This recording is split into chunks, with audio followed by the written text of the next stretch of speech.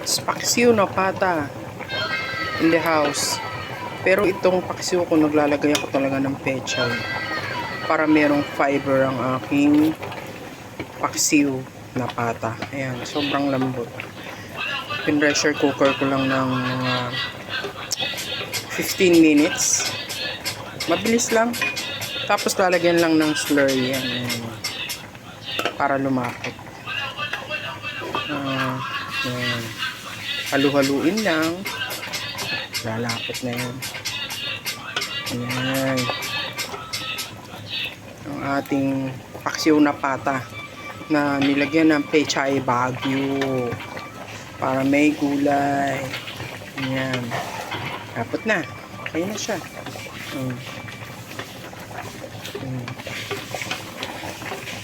Okay.